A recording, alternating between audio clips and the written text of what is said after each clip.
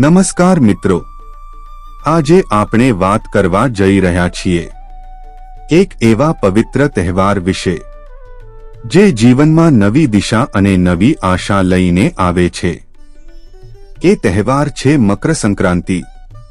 મિત્રો, મકર સંક્રાંતિ એ દિવસ છે જ્યારે સૂર્ય ભગવાન મકર રાશિમાં પ્રવેશ કરે છે અને અહીંથી ઉત્તરાયણની શરૂઆત થાય છે। શાસ્ત્રોમાં ઉત્તરાયણને દેવતાઓનો દિવસ કહેવાયો છે, એટલે આ દિવસ ખૂબ જ શુભ અને પુણ્યદાયક માનવામાં આવે છે। હવે પ્રશ્ન થાય છે, મકર સંક્રાંતિ ક્યારે આવે છે? મિત્રો, મકર સંક્રાંતિ દર વર્ષે સામાન્ય રીતે 14 જાન્યુઆરીના દિવસે ઉજવવામાં આવે છે। કેટલાક વર્ષોમાં 15 જાન્યુઆરી પણ થઈ શકે છે, પણ મોટા ભાગે 14 જાન્યુઆરી જ માન્ય ગણાય છે। 2026માં મકર સંક્રાંતિ 14 જાન્યુઆરી બુધવારના દિવસે છે। હવે વાત કરીએ પુણ્યકાળની।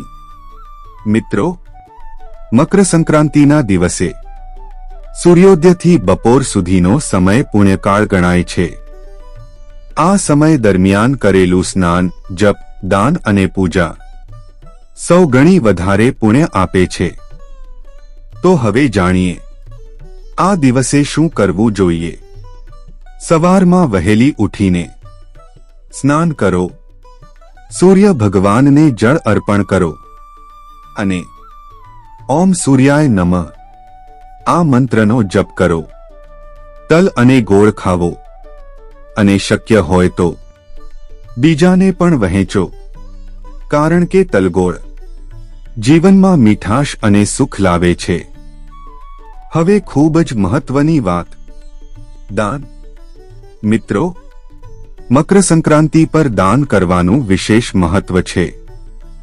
તમે તલ અને ગોળનું દાન કરી શકો છો, ગરમ કપડાનું દાન કરી શકો છો, અન્ન દાન કરી શકો છો, અથવા તમારી શક્તિ પ્રમાણે પૈસાનું દાન પણ કરી શકો છો।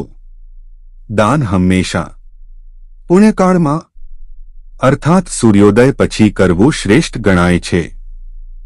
હવે જાણીએ શું ન કરવું જોઈએ।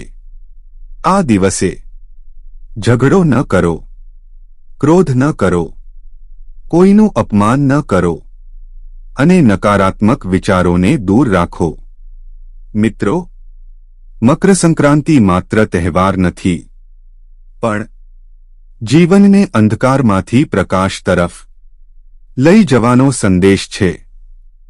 જેમ સૂર્ય ઉત્તરાયણમાં પ્રવેશ કરે છે, એમ આપણે પણ નકારાત્મકતા છોડીને સકારાત્મક જીવન તરફ આગળ વધવું જોઈએ। આશા છે કે આ મકર સંક્રાંતિ તમારા જીવનમાં સુખ, સમૃદ્ધિ, આરોગ્ય અને શાંતિ લઈને આવે। જય સૂર્યનારાયણ, જય મકર સંક્રાંતિ।